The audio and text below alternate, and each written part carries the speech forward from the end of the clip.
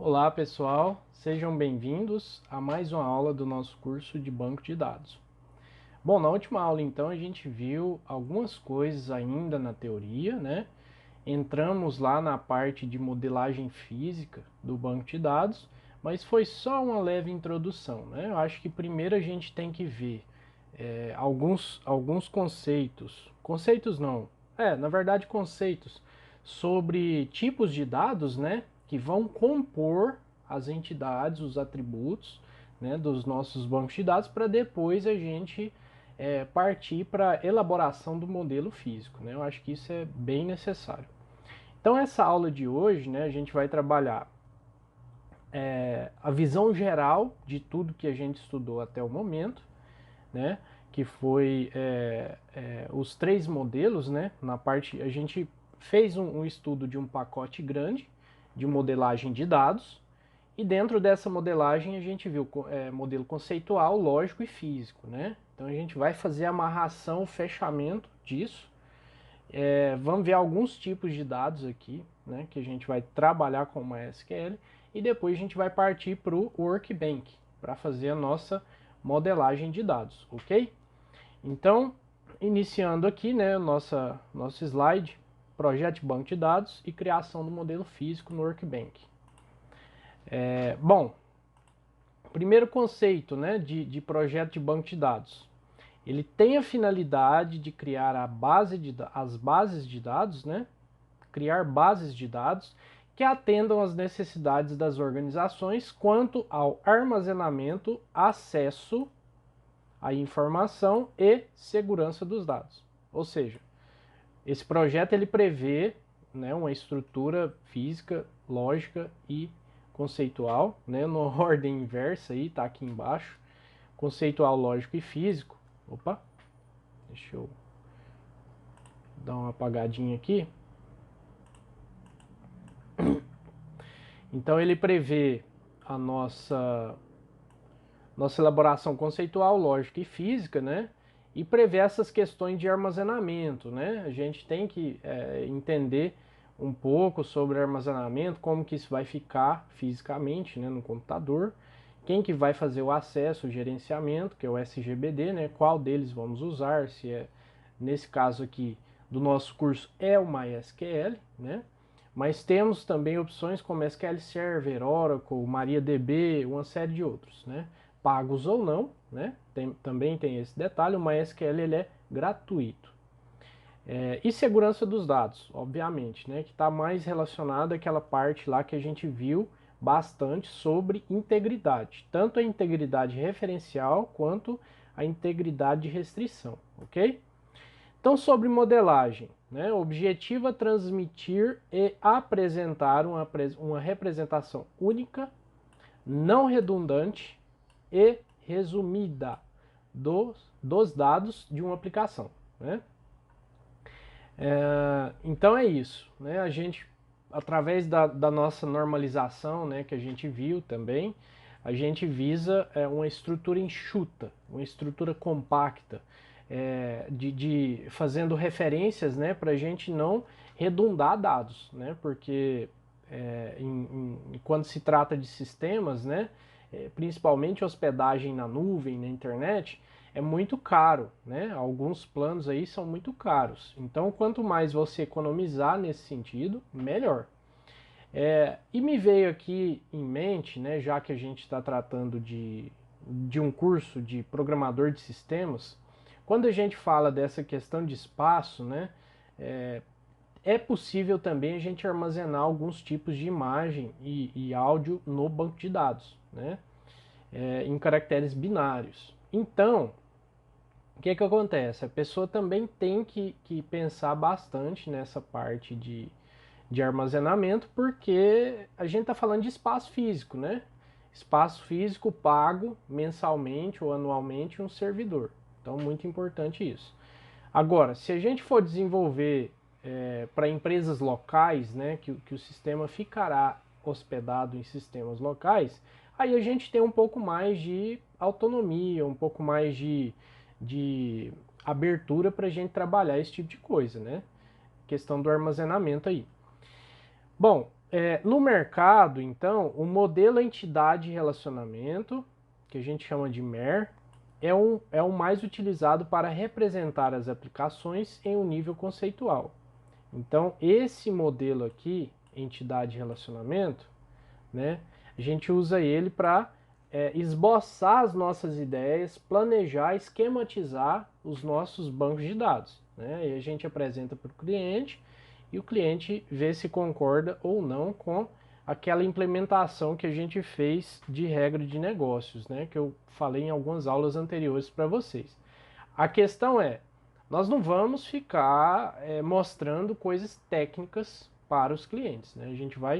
Nessa parte a gente vai mostrar mais ou menos como que funciona, né? Olha, você vai ter uma entidade aqui que se chama cliente, ele vai fazer tal coisa, tal coisa e tal coisa. Vamos ter a entidade vendedor, por exemplo, né? Vai fazer isso, isso e aquilo. O administrador vai fazer isso, isso e aquilo, né? Então, com o tempo a gente vai pegando essas práticas de desenvolvimento de sistemas, principalmente, né, de banco de dados, e aí vai ficando tudo mais fácil. Bom, no próximo slide aqui, então, vocês vão ver falar aí na área de informática, né, desenvolvimento de banco de dados, do MER e do DER, né? Qual que é a diferença entre eles? O MER a gente já viu, né? É um modelo conceitual, e o diagrama entidade relacionamento, né, que a gente chama de DER, é a sua representação gráfica e principal ferramenta, né? É uma ferramenta que tem mais características, né, do nosso sistema de banco de dados. Em situações práticas, o diagrama é tido muitas vezes como sinônimo de modelo, tá? Uma vez que, sem uma forma de visualizar as informações, o modelo pode ficar abstrato demais para auxiliar no desenvolvimento do sistema.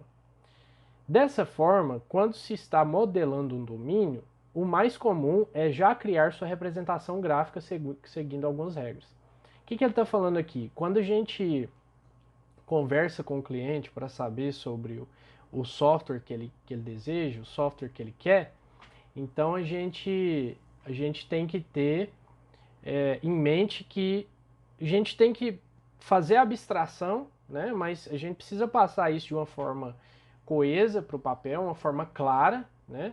Para que lá na parte de desenvolvimento não fique tão difícil, né? Difícil a interpretação. Mas, nos casos que for nós mesmos, né, os desenvolvedores do banco de dados e os desenvolvedores da aplicação, aí a gente adota, né, os modelos que a gente mais se identificar. Isso é comum, tranquilo, né? Bom, próximo slide. Fases do projeto banco de dados, né? Vamos destrinchar um pouquinho elas aqui, só para a gente fazer um fechamento legal e seguir. Conceitual envolve as definições e ligações dos dados pertencentes ao sistema estudado. Abstração de mais alto nível, ou seja, campo das ideias, trocar ideia lá com o cliente, né? O que ele precisa de funcionalidade, né? Que características que ele quer, se o design gráfico vai agradar ele, né? Bom, modelo lógico é a representação do projeto conceitual em um modelo lógico, orientado a objeto relacional, etc. Aqui, essa parte, é a gente pegar as ideias do conceitual e fazer o modelo lógico, que foi aquele que a gente fez no Excel. Estão lembrados? Então, deixa eu ver se eu consigo abrir ele aqui. Vamos abrir aqui o nosso Excel. Excel. Deixa eu ver. Tá aqui, relacionamentos. Deixa eu ver se é esse. Não, não é esse aqui. Vamos pro outro. Isso. Aqui sim é o nosso exemplo de banco de dados normalizado, né? Normalizado, e é um exemplo de planejamento lógico, tá? De modelo lógico, ok? E aí o que a gente está fazendo agora no Workbench do MySQL é passar ele para o modelo físico, tá? modelo físico que está aí bem perto da implementação de fato do banco de dados. Vamos voltar para a nossa apresentação aqui, né? Então, o modelo físico, que ficou para o final aqui, implementação do projeto lógico, né? Sempre uma escadinha, como vocês estão vendo, conceitual, lógico e físico. Tem pessoas, tem desenvolvedores que com muito tempo de prática, eles já vão direto para o físico até, né? Eles já sabem o que precisam, e tem muitas coisas, assim, na mente mesmo, na cabeça, que faz o negócio deslanchar, né? Mas o legal é fazer da forma convencional, como a gente aprende aqui na literatura, né? Fazer os 3 modelos, né? O conceitual, o lógico e o físico, que fica mais fácil ver o que você está deixando para trás, né? Corrigir algum erro e por aí vai. Implementação do projeto lógico em um sistema gerenciador de banco de dados, né? A fim de representar o modelo lógico de uma forma computacional. Ou seja, você vai lá e faz fisicamente mesmo um banco de dados para funcionar com o seu sistema em desenvolvimento. Aqui, a gente tem uma visão global, né, do processo todo. E aqui, do lado esquerdo aqui, vocês estão vendo que é a figura toda, né? E aqui eu dividi ela em duas para vocês, para ficar mais fácil de visualizar. Então aqui a gente tem o mundo real, né? Para começar, a gente tem o mundo real. Depois a gente parte para a especificação dos requisitos, que é uma área muito legal da informática, do desenvolvimento de software, que é quando você vai as reuniões com o seu cliente, né? O que você precisa saber sobre o sistema, sobre as regras de negócio, sobre o ambiente que ele quer implementar, né? E por aí vai. Depois seguem as partes que a gente estudou, né? Que é o esquema conceitual, o esquema lógico, físico e a criação de fato do banco de dados, que é a final. Essa parte aqui a gente não viu ela porque nossa disciplina é banco de dados, né? Mas provavelmente vamos ver ela em outras disciplinas ou pode ser que vocês já tenham visto. Mas essa parte aqui de especificação dos requisitos, muito importante no desenvolvimento de software. É aqui que a gente descobre o que precisa, né? Os pequeninos detalhes para funcionar. E pensando aqui, vejam só, estava lendo outro dia um artigo dos Estados Unidos, né? O pessoal desenvolve bastante lá a questão de aplicativos, de sistemas e tudo mais, né? E aí eu fiquei pensando, né, como que seria a especificação dos requisitos de um projeto desse, né? Elaboraram lá um aplicativo de zeladoria pública, né? E esse aplicativo, o que ele fazia? A partir do momento que a pessoa tinha esse aplicativo instalado no celular e andava de carro nas vias pavimentadas, né? E esse aplicativo detectasse alguma trepidação anormal, ele interpretava como tendo um buraco, né? Um buraco, alguma anomalia no pavimento, na pista. E aí ele já mandava direto para a Secretaria de Obras, né? De forma automatizada, né? Falava assim, olha, em tais coordenadas geográficas, né, do GPS, eu identifiquei anomalia. E aí a prefeitura ia lá, corrigia, tudo mais, né?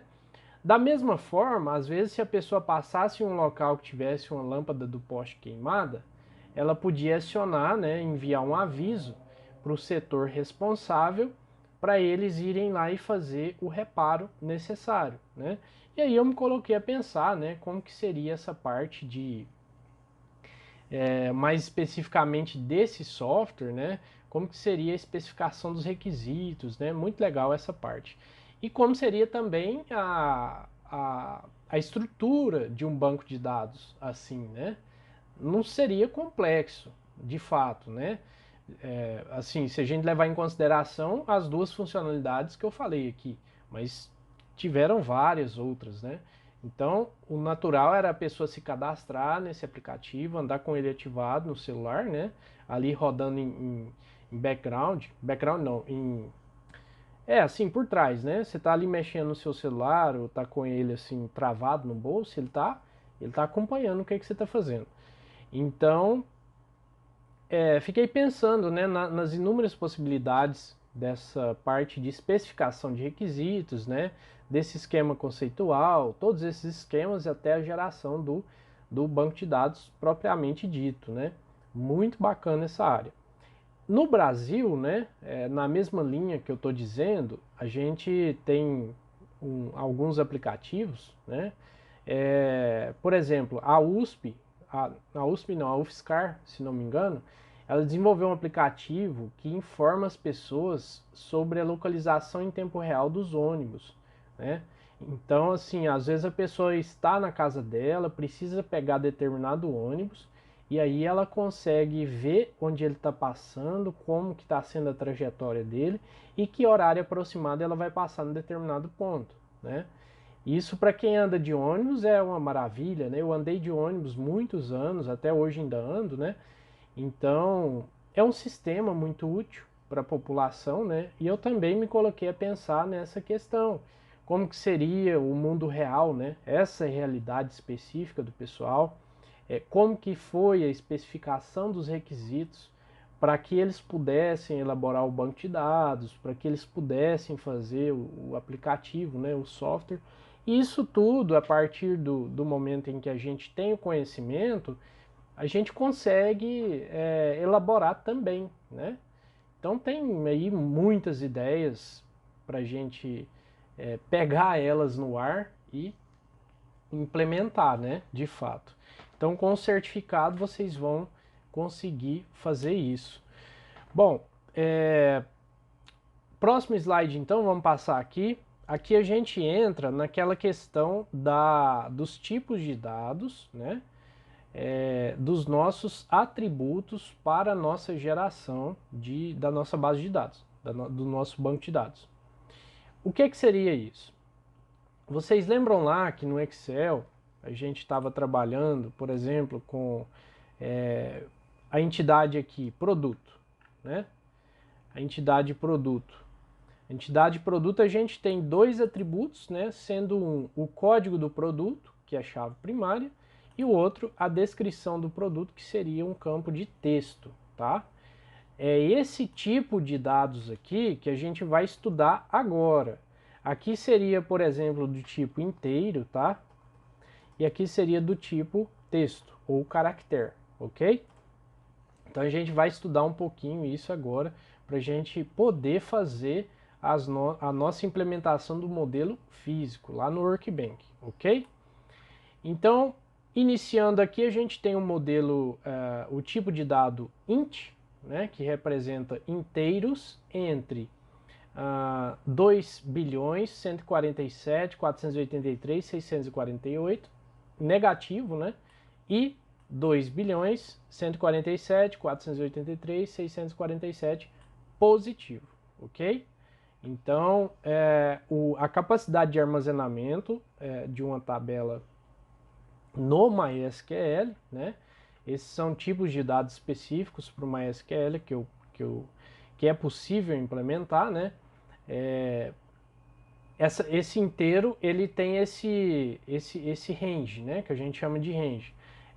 São as possibilidades da gente implementar o nosso banco de dados com esse número de inteiros negativos e positivos.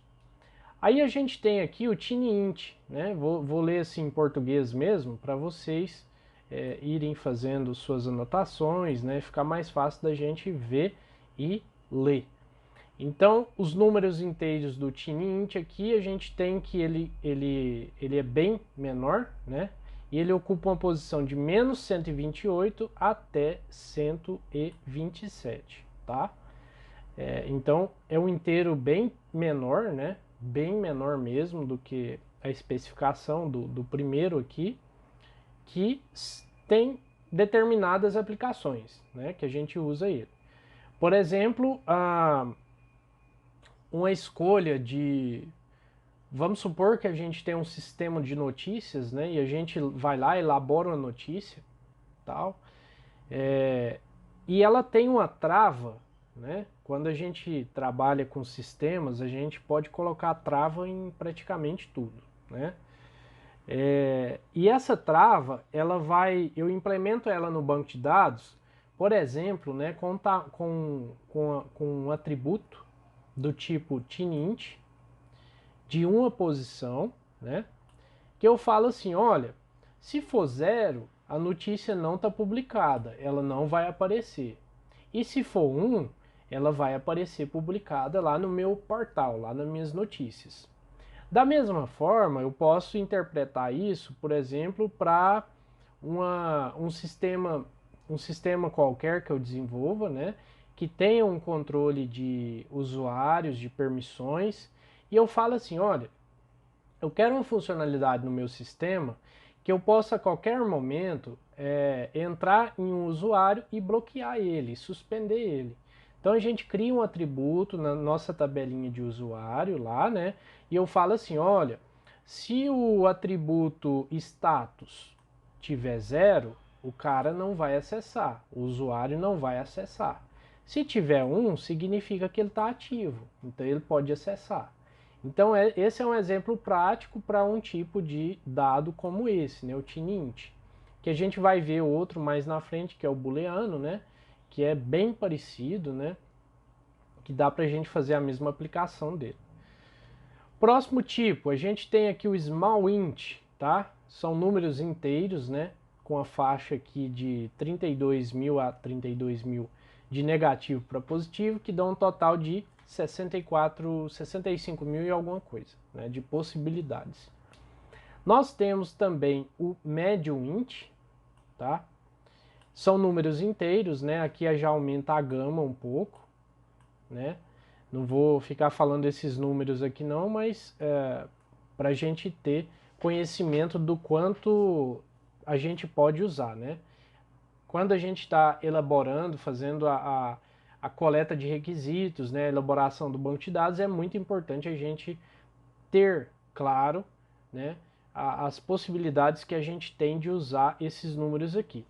Pensem o seguinte, vamos supor que a gente tem uma tabela, por exemplo, a gente desenvolve um sistema comercial, né, para um supermercado, e aí a gente faz, ou uma loja, né, e aí a gente faz nesse mesmo esquema que a gente fez aqui no Excel, que é uma tabela item nota, né?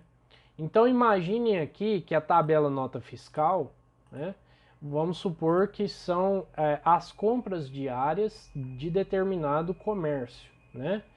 E aí são milhares de nota fiscal por dia, né? Lembrando que cada nota fiscal dessa pode ter vários itens incluídos nessa nota fiscal. Então são milhares multiplicado por cada item de nota desse, né? Imagine aqui uma média, né, de 3 itens por nota. E vamos supor que aqui a gente tem uma média de 1.000 vendas por dia, ou 1.000 notas fiscais por dia, né? Não sei, assim, exatamente o tamanho de um comércio. Vamos pensar aí que seja um supermercado, né? Alguma coisa assim. Então aqui a gente teria 3.000 itens, né? 3.000 linhas, 3.000 tuplas por dia nessa tabela item nota. 3.000 aí a gente multiplica por uma semana, né? De 7 dias, por exemplo, vamos pensar num supermercado que funciona assim constantemente, né? Aí a gente tem 3.000 vezes 7, 21.000. Vezes 21.000 vezes, deixa eu ver que eu perdi o raciocínio aqui, 21.000 por semana, né? 21.000 linhas de banco de dados por semana. E aí a gente multiplica por 4, a gente tem 44.000 linhas por mês, né? Isso fazendo a média e tal, né? E aí a gente tem 12 meses no ano. E aí é só fazer a continha aí de vezes, né? De multiplicação para a gente ver realmente a realidade da tabela, do tipo do tipo do atributo aqui que vai atender a gente, né? Vamos pensar aqui que a gente esteja com esse item nota com tipo, por exemplo, o small int. Já tinha estourado, né? Pelo menos a chave primária lá, que seria incremental, ou seja, 1, 2, 3, 4, 5, 6, 7, né? ela já tinha estourado. Então a gente teria que ver, né, direitinho se a gente usava, por exemplo, um tipo inteiro, né, que seria bem mais abrangente, né? Olha só, 2 aqui milhões, bilhões, trilhões, né? 2 trilhões de possibilidades, ok? Então, que fique claro essa parte aí da gente pensar, né, na real necessidade do nosso banco, né, do nosso cliente, do nosso negócio que a gente está analisando. Bom, o quinto item aqui, então, a gente tem o Big Int, que é um bem gigante mesmo, né? É essa faixa aqui de negativo para o positivo, né? Que o MySQL suporta, ok? Deixa eu dar uma apagadinha aqui, só para não ficar muito carregada a tela, né? Agora a gente tem aqui o tipo decimal. O que é o tipo decimal? O tipo decimal é aquele que a gente usa para calcular valores financeiros, por exemplo, né? Valor de nota de um sistema escolar, por exemplo, né?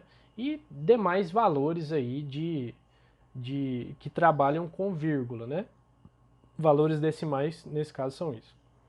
Então, aqui por definição é um ponto decimal com m dígitos no total, que a gente chama de precisão. E D são as casas decimais, né, da escala. O padrão, quando a gente não informa lá no MySQL que a gente está criando, ele coloca 10, né, 0, que é a precisão. Ou seja, 10 é a precisão, é o conjunto todo, tá? E o M vai até, nesse caso aqui, bom, nesse caso aqui ele configura 10,0, né? Ou seja, uma casa decimal após a vírgula. O M dele, do decimal, vai até 65, ou seja, eu posso ter um número grande, né, de 65 casas ao todo, contando com as casas decimais depois da vírgula. Então 65 é o total, né? E o D aqui é até 30, ou seja, dessas 65, 30 são casas decimais, né? Eu posso ter 30 casas decimais após a vírgula nesse tipo decimal aqui, ok? E como que a gente faz a notação disso? Quando a gente vai desenvolver lá no MySQL, quando a gente vai construir a nossa tabela, a gente fala assim, olha, eu quero o tipo do atributo, por exemplo, valor unitário, né? Com a precisão de, sei lá, vamos supor que a gente venda aí um carro, vamos pensar num valor bem alto, né? Vamos supor que a gente chegue a vender um carro de até 1 milhão. 1 milhão são 7 casas antes da vírgula, né? E depois da vírgula, como é uma coisa monetária, são 2. Então a gente informaria no total 9, que seria o 7 mais o 2, né? Do M de precisão, então a gente colocaria aqui o 9. E aqui a gente colocaria 2, né? Como é monetário, a gente faz essa demarcação aqui na hora da criação. Bom, acho que ficou claro nessa parte aqui, né? Vamos passar para os próximos slides, né? São tipos de dados muito tranquilo de ser trabalhado, ok? Se você tiver dúvida, você volta o vídeo um pouquinho, vê de novo o conceito, né? E na hora da implementação tudo fica mais tranquilo, mais fácil, ok? Bom, próximo tipo, né? A gente tem um bem parecido com o decimal, né? Que é o float, que é o ponto flutuante com precisão M e escala D. Ou seja, mesma coisa, né? O M é o total de dígitos que você pode ter no seu atributo e a escala em D é o que vai depois da vírgula. Lembrando que nesse caso o D vai até 24, ou seja, as casas decimais vão até 24 posições que você pode ter. E o M aqui não está falando, na literatura eu não consegui identificar isso. Por padrão, quando você determina o tipo float no MySQL, ele configura assim 10,2, né? ou seja, 10 casas no total e 2 decimais, ou seja, fica 8 mais 2, né? 8 inteiros mais 2 decimais.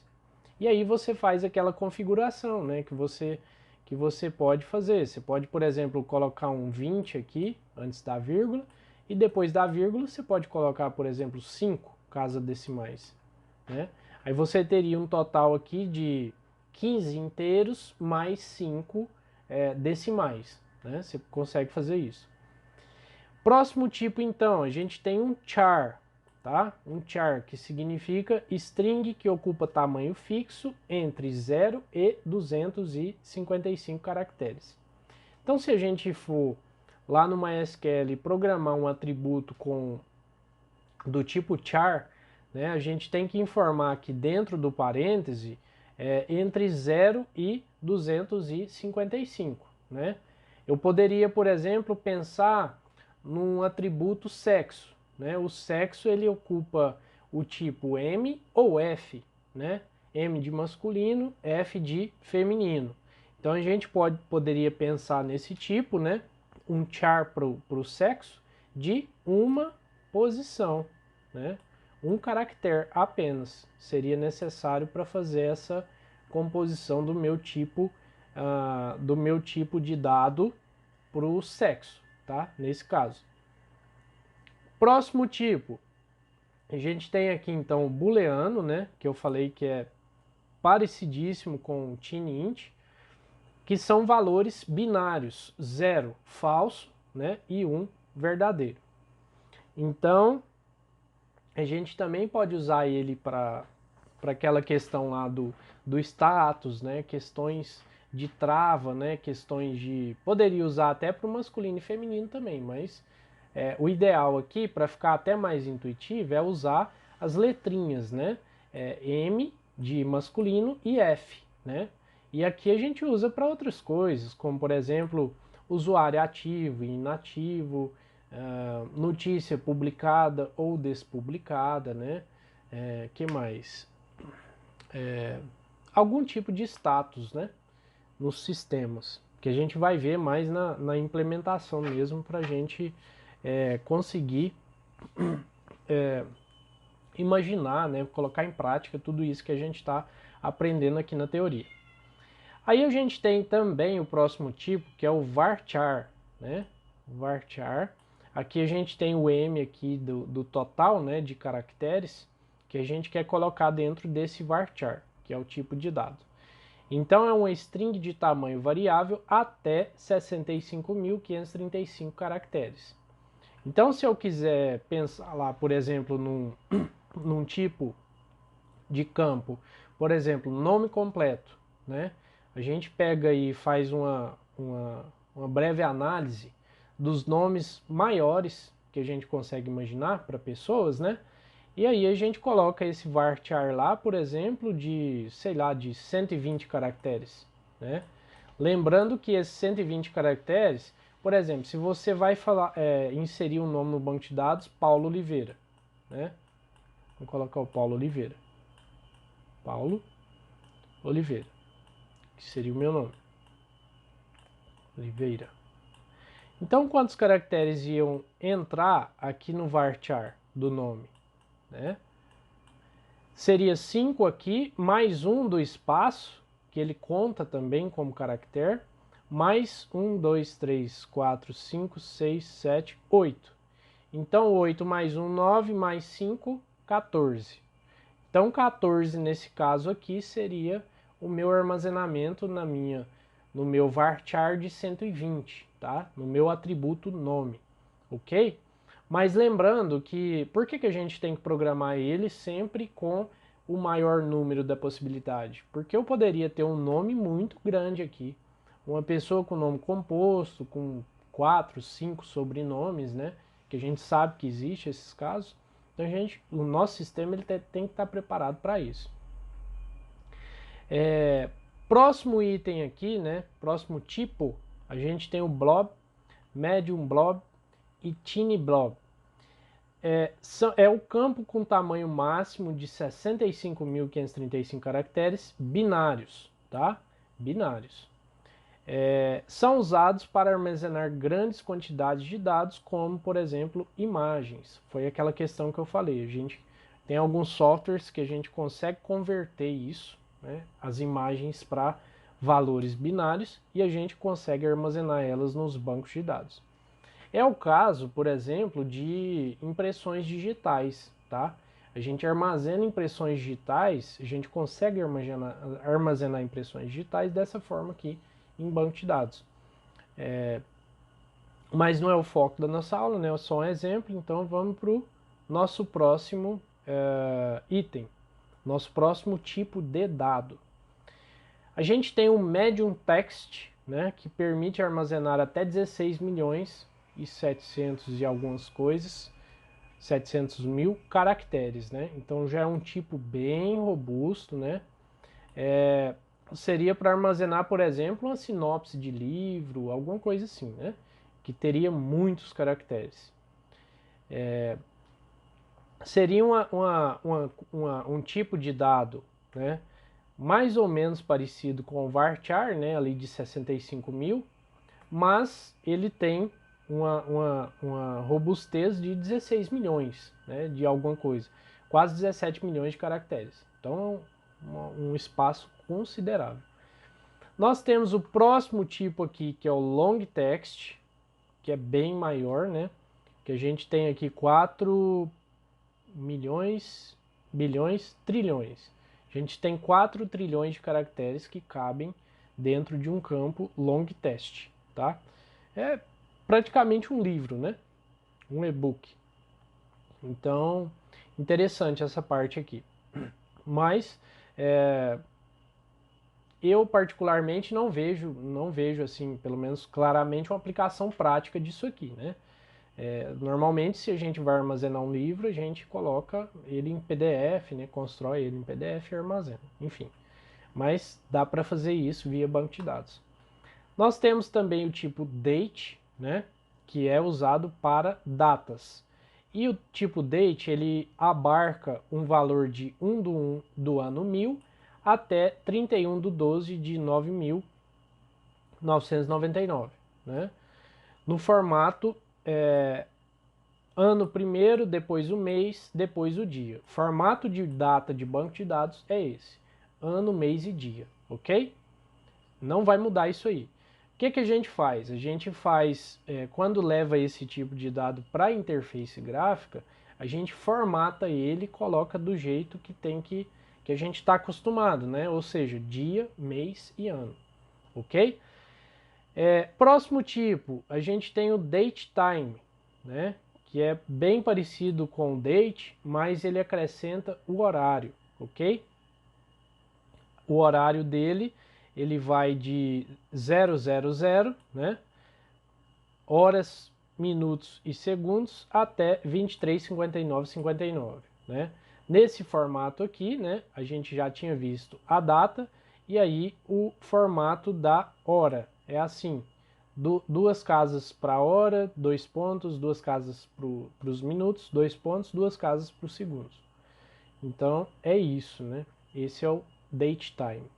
Tem como a gente fazer também só o lançamento do time, ou seja, da hora, né? Que é no formato que a gente viu acima.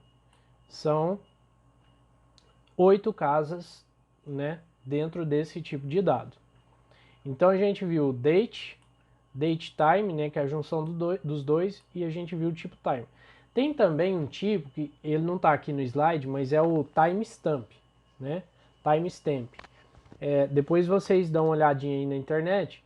Além dele, a diferença é, além dele adicionar a data, a hora, ele também consegue armazenar a coordenada geográfica, né? Não sei bem se é... Não, coordenada geográfica não, o fuso horário. Ele consegue armazenar o fuso horário. Ou seja, bastante útil, né, para pessoas que vão desenvolver um sistema aí que precisa de uma precisão bem grande, que armazene até o fuso horário, né? Visto que os sistemas eles podem ser acessados, por exemplo, na Japão, né, na África, enfim, qualquer parte do mundo. Mas ele tem que considerar o horário que está hospedado no determinado servidor, né? A diferença, né, mais uma diferença do timestamp, né, que não está aqui, é que ele tem uma faixa menor, né? Se não me engano, ele vai só até o ano de 2038. Não sei porquê, mas ele vai só até 2038. 2038 tá logo ali, né? Daqui a 18 anos e alguma coisa. Então, muito cuidado se você escolher o formato timestamp para adicionar, para armazenar informações aí como data, hora e fuso horário, né, na sua aplicação, no seu sistema. A gente tem também o tipo year, né, de armazenamento do ano. E o M aqui, como a gente já estudou, é a precisão, né? É o total de casas que a gente vai armazenar dentro do nosso tipo de dado, no nosso banco de dados. O ano nos formatos 2 ou 4 dígitos, né? A gente tem essa opção, então, 2 ou 4 dígitos, né? Para a gente colocar aqui, 2 ou 4. Sendo que, se for 2, né, o ano vai de 1970 a 2069. Para 4, ele vai de 1901 até 2155. O ano, né, de 2155, que está bem mais longe. O padrão é 4, né? Todo mundo usa o padrão 4. Então, se a gente for decidir armazenar isso, né? Interessante. Bom, próximo slide aqui, deixa eu ver se tem mais um. Não, agora é só referências, né? Então a gente vai partir lá para o nosso workbench, né? A gente vai fazer começar a estudar o workbench para fazer a implementação do modelo físico, ok? Então vamos começar ele aqui, o workbench é do MySQL. Vamos fazer aqui a abertura dele. Deixa eu ver aqui se... Vamos descartar aqui. Tá aqui o nosso workbench, né? Vamos fazer o seguinte, vamos abrir o modelinho que a gente tinha criado da aula 10. Então o que a gente fez, né? Só para a gente recordar aqui. Quando a gente abre o workbench, então, a gente vem aqui para adicionar um diagrama, tá? E aí ele adiciona para nós o diagrama, né? A gente abre esse diagrama e aí a gente começa a adicionar as nossas tabelinhas. E como que a gente adiciona as tabelinhas? A gente vem aqui do lado esquerdo e clica com o botão direito, New Table from Template, né? Aí a gente adiciona aqui e clica e arrasta para qualquer lado que você quiser. A questão aqui é que a gente adiciona essa tabela e ela serve como modelinho, né? E a gente vai ajustando de acordo com o que a gente quiser. E outra, a gente pode clicar, né, e fazer o famoso Ctrl+C, Ctrl+V, né, para a gente aproveitar os itens da nossa tabela e ir só acrescentando mais coisas. E assim, pessoal, eu não vou ficar preso aqui em mostrar como funciona exatamente o sistema, vai mais da curiosidade de cada um, né? Vou mostrar o básico aqui, como a gente faz um modelo físico, né? Para a gente fazer a implementação dele, e depois vocês vão, na curiosidade de vocês vão testando aqui uma coisa ali, outra aqui, né? Tudo bem? Aí é o seguinte, pessoal, a gente vai adicionando aqui, e vocês viram na aula passada, introdutória, né, que eu fiz a adição de alguns campinhos, né, e aqui do lado esquerdo a gente tem uma paleta de relações, né, relacionamentos. Então a gente faz essas relações, esses relacionamentos aqui, arrastando, né, ou melhor, a gente clica sobre uma relação e clica depois em cada uma das entidades. Por exemplo, vamos aqui adicionar uma tabelinha, coloquei aqui a tabela user, né? E aí eu vou fazer um relacionamento. Não, vamos fazer o seguinte, já vamos editar o nome dela para eu mostrar essa parte de relações para vocês. Nesse caso aqui, o que a gente vai fazer? A gente vai... Parece que tem uma formiga aqui. A gente vai dar 2 cliques aqui na tabela, tá? Nós vamos dar 2 cliques e ela vai abrir esse painelzinho aqui para a gente escrever. Então, como é que ela vai chamar? Ela vai chamar cliente, ok? O primeiro campo aqui, a gente, se não me engano, é o CPF cliente, né? Deixa eu ver. CPF cliente, isso mesmo, que é uma chave primária. Então, a gente vai escrever aqui CPF cliente. E a gente vai colocar ele do tipo inteiro, tá? Inteiro. Na verdade, a gente pode colocar TinyInt. Vamos ver se a gente acha ele aqui. TinyInt. Tá bem pequeno. TinyInt, tá aqui. Então a gente pode colocar um TinyInt de CPF são 3, 6, 9 mais 2, 11 dígitos. Então a gente vai colocar 11 aqui como o tamanho dele, né? E a gente vai falar que ele é uma chave primária, que é o nosso PK, ok? Lembrando que o CPF que a gente está informando aqui, ele é um tipo inteiro, né, de números mesmo, sem aquela máscara, sem aqueles pontinhos e o traço, né? São só os números. Quando a gente leva isso lá para a interface gráfica do nosso sistema, e a gente formata da forma que convier para nós, tá joia? Aqui tem outras opções, mas não vamos mexer nelas não. Unique significa que ele é único, ou seja, não pode ter outra entrada de CPF igual, tá? A gente pode até marcar ele aqui, ok? Que mais?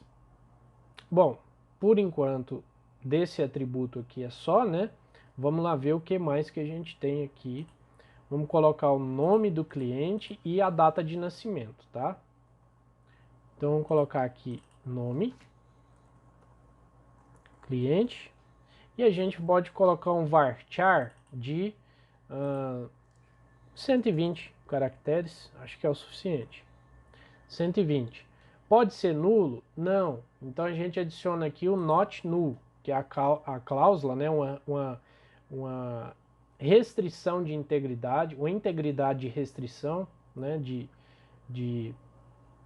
Da gente dizer que não pode